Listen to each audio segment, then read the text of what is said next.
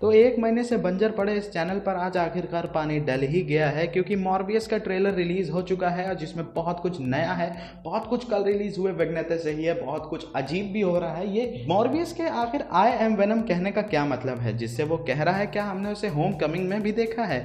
और ये रेमी के स्पाइडरमैन पर मर्डरर लिखा है, लेकिन रेमी के ही डेली ब्यूगल पर राइनो जो कि अमेजिंग स्पाइडरमैन यूनिवर्स में है उसका नाम क्यों चल रहा है? ये बैटगर्ल क्या कर रही है यहाँ पे? आखिर Venom let there be Carnage और इसमें क्या कनेक्शन है? ये मूवीज आखिर किस सिनेमैटिक यूनिवर्स में है, एमसीयू के या सोनी में? इसी के बारे में आज हम थोड़े से ब्रेकडाउन के बाद बात करने वाले हैं। तो मैं हूं अमन टीवी से अमन और उस चैनल को जरूर सब्सक्राइब कर लिएगा। बहरहाल चलिए शुरू किया जाए। तो यारो, ट्रेलर की शुरुआत में फिर हमें वही दिखाया जाता है कि मॉर्बियस जो है काफ़ी ज़्यादा बुरे हाल में है और वो एक बीमारी का इलाज ढूंढने के लिए अचानक से एक गुफा में आ जाता है हेलीकॉप्टर से, जहाँ पे उससे पूछा जाता है कि क्या आप एक डॉक्टर लाए हैं? कहता है कि जी हाँ, मैं खुद ही डॉक्टर हूँ, अगर तुम्हें भागना है तो अभी भाग जाओ। अपना हाथ काट के गुफा के आगे ही लगाता है। वहाँ पे चमगादड़ों को पता नहीं क्या चुल मचती है, वो आके हेलीकॉप्टर को ही घेर लेते हैं। मॉर्बियस को वहीं के बाद से ताकत मिलना दिखा देते हैं हमको ट्रेलर में। और अगर आप इस सीन में ध्यान से देखें तो जो पीछे म्यूजिक बज रही है वो है people are stranger when you are stranger to them, यानी कि इसमें हल्का हल्का अगर आप ध्यान से सुने तो आपको स्पाइडरमैन की थीम जो है उसका झलक आने वाली है, यानी कि ये एक हिंट है। मेरे ख्याल से तो यही है एक हिंट कि ये स्पाइडरमैन के यूनिवर्स में एग्जिस्ट करती है। सिंस अब लेट देयर बी कार्नेज के पोस्ट क्रेडिट सीन में क्या हुआ है, मेरे ख्याल से आप इंडिया में रिलीज होने से पहले ही जान गए होंगे, तो अब कुछ भी हो सकता है। और उसके बाद के कई शॉट्स में हमको मॉर्बियस का जो है पास्ट के कुछ सीन्स, कुछ झलकियां दिखाई जाती है, जिसके बाद मॉर्बियस की एक आवाज़ आती है कि what else can I do, यानी कि अपनी पावर्स वो खोज रहा है, जिसमें से वो कई पावर्स का नाम भी लेता है कि मेरे पास सुपर स्ट्रेंथ है, मैं देख सकता हूँ, तेज भाग सकता हूँ, मेरे पास इको लोकेशन है, यानी कि वो जो चमगादड़ अंधेरे में चलने के लिए इस्तेमाल करते हैं, यानी कि अपनी आवाज़ के बाउंस बैक से रास्ता खोजना, जिसको वो बैट रेडार का नाम देता है। और उसके बाद ट्रेन के स्टेशन के पास खड़े होकर ध्यान से देखें तो उसने ऑरेंज कलर के, मेरे ख्याल से जेल वाले कैदी वाले कपड़े पहने हैं, जो अमेरिका में जेल के कैदियों को दिए जाते हैं। और वहीं से एहसास होता है कि हाँ, ये भाई कुछ भी कर सकता है, ये ग्रेविटी से हल्का महसूस कर रहा है। फिर हमें काफी सारे एपिक शॉट्स दिखते हैं मॉर्बियस के सबवे से निकलते हुए, यानी कि ट्रेन के आगे और बगल से उड़ते हुए, जो कि देखने में ऑफ कोर्स काफी एपिक लगता है और स्पाइडरमैन के वो जो सबवे वाले शॉट्स हैं उसकी याद दिलाता है। तो दोस्तों, अगर आगे के दिखाए हुए शॉट्स को अगर आप ध्यान से देते हैं तो सनसेट के आगे जो बिल्डिंग है उसमें से एक बिल्डिंग है ऑसकॉर्प की। जी हाँ, नॉर्मन ऑसबॉर्न जो स्पाइडरमैन ट्रिलॉजी और अमेजिंग स्पाइडरमैन की डुअल मूवीज में दिख चुका है, वही ऑसकॉर्प यहाँ भी दिख रहा है। अब ये कौन सा वाला है ये कहना बहुत मुश्किल है। उसके बाद में वो देखता है कि वो और क्या क्या कर सकता है, अपनी पावर्स को कंट्रोल करता है। इस शॉट में आपको दिख भी जाता है कि उसके अंदर का बीस्ट है और वो कंट्रोल नहीं कर पा रहा।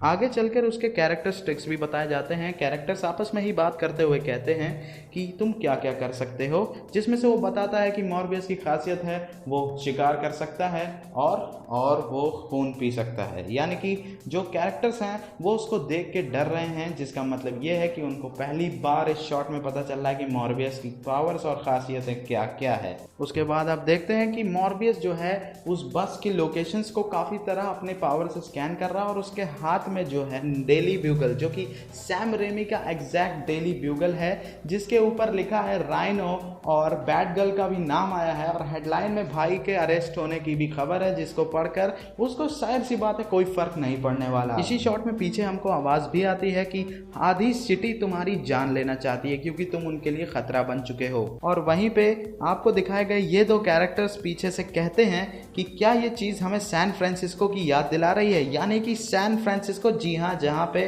वेनम रहता है। और एमसीयू में अगर देखा जाए तो एंटमैन और शैंग-ची का भी वहीं पे आना जाना रहा है। और उसके हम बाद वहाँ पे देखते हैं कि एक जेल में किसी कैदी को ले जाया जा रहा है, जो माइकल मॉर्बियस से कहता है कि आप बीमार नहीं हैं, या ऐसे ही कुछ बात बोलता है। और हम देखते हैं कि माइकल मॉर्बियस उसको देख रहा है, जो और कोई नहीं, होम कमिंग में एमसीयू से दिखा हुआ वल्चर, यानी कि माइकल कीटन का वल्चर है, जिसको हमने ट्रेलर 1 में भी देखा था जब इसका पहली बार आया था 1.5 साल पहले। लोग वहीं से सोचने लग गए थे कि क्या इसमें कुछ ऐसा यूनिवर्स का खेल होने वाला है क्या।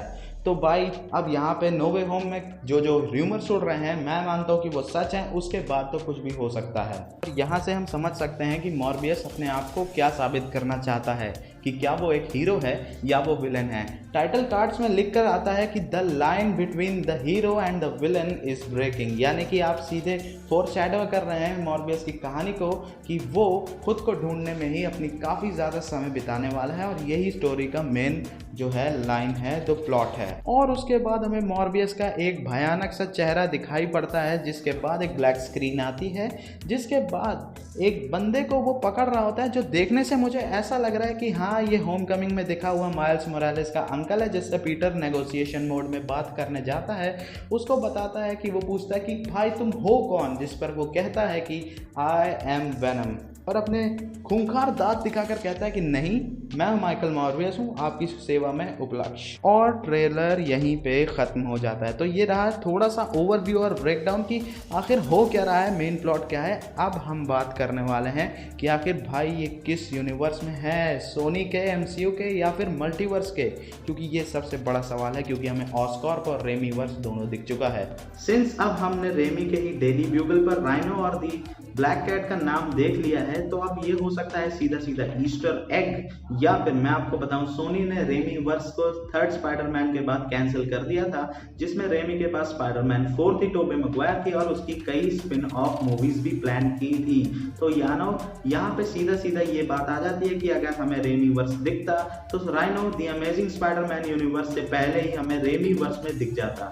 तो सिंस अब हमने टोबे मैguire के स्पाइडरमैन पर लिखा हुआ मर्डरर देख लिया है, तो हम अज्यूम कर सकते हैं कि ये सिंस रेमी वर्स भी अब कंटिन्यू हो सकता है, इनडायरेक्टली मॉर्बियस से ही हो रहा हो, तो ये राइनो द अमेजिंग स्पाइडरमैन का ना होकर ये रेमी का स्पाइडरमैन है। सिंस हमें दिखाया नहीं गया, लेकिन यूनिवर्स तो कंटिन्यू हो सकता है ना। ट्रेलर में एक जगह आप set up in San Francisco यानी कि सैन फ्रांसिस्को का नाम जरूर लेते हुए देख सकते हैं, कहीं और भी हो सकता था ये नाम, लेकिन सैन फ्रांसिस्को का नाम आने से हमको ये भी पता लग जाता है कि सिंस सैन फ्रांसिस्को में ही वेनम के सारे एक्शन हो चुके हैं, एडी ब्रॉक वहीं पर रहता है, और सिंस एमसीयू में भी सैन फ्रांसिस्को का काफी सिग्निफिकेंस है, क्योंकि एंट मैन और शैंक-ची का भी वहां पे कई बार आना जाना रहा है।